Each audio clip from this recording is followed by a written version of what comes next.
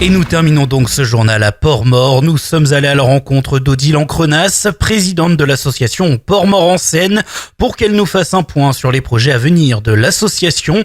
Elle commence par nous présenter cette association. Port-Mort en Seine, c'est une association culturelle. Alors, culturelle, c'est toujours un grand mot, mais nous sommes 5 personnes qui aimons beaucoup tout ce qui est culture, c'est-à-dire du théâtre, de la musique, aller voir des expos, etc.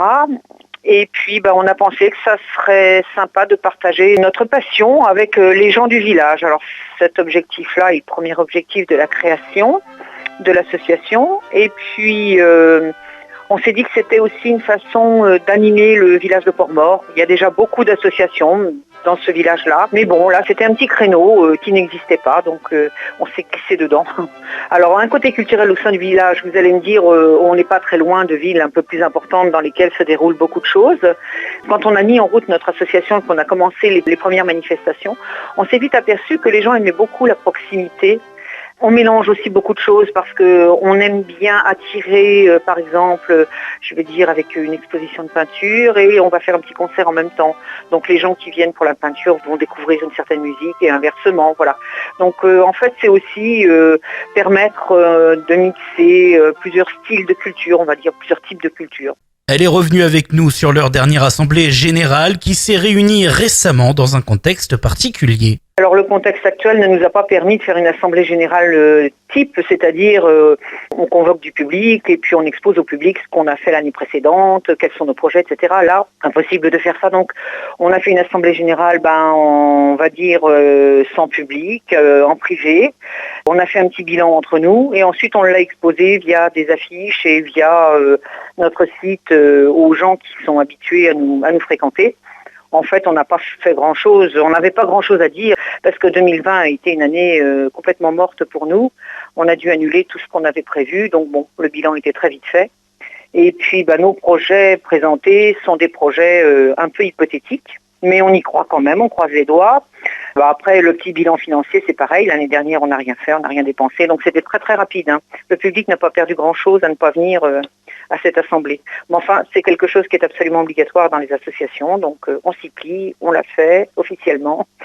Et puis, je vous dis, on a donné le résultat ensuite aux gens derrière. Odile Ancrenas nous parle donc de ses projets d'événements à venir à partir du mois de mai. En ce moment, on est en train de travailler sur une exposition de peinture et de photos, ou de collage, ou d'expressions artistiques diverses, qui devrait se passer le 29 et le 30 mai.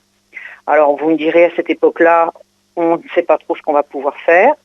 On met des si partout, on peut annuler 2 jours avant, mais on fait comme si parce qu'on estime qu'il faut de toute façon embrayer un petit peu en amont. On ne peut pas préparer à la dernière minute tout ça. On va la faire en extérieur de manière à éviter un petit peu les problèmes Covid trop importants. Après, il faudra jouer avec la météo. On a lancé, là, il y a 2 jours, un appel à candidature.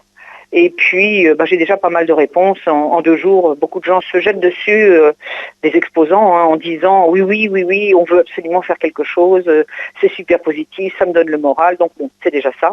On aura toujours redonné le moral à quelques personnes.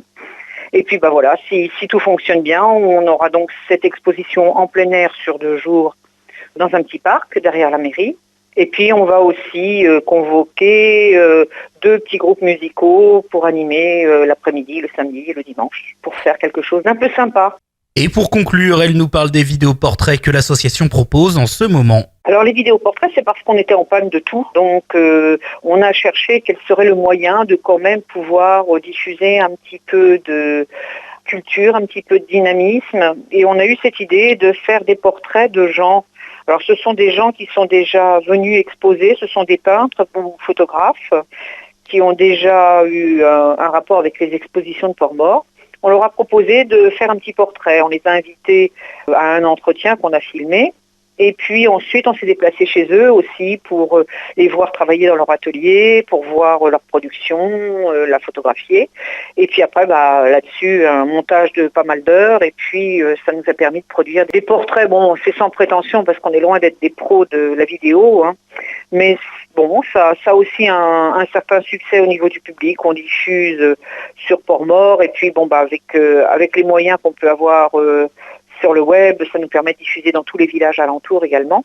Donc on espère les faire connaître. Eux, ils peuvent ensuite aussi faire ce qu'ils veulent avec ce portrait, le diffuser de leur côté. On en a fait 7 jusqu'à présent. Là maintenant, on est un petit peu en panne de candidats.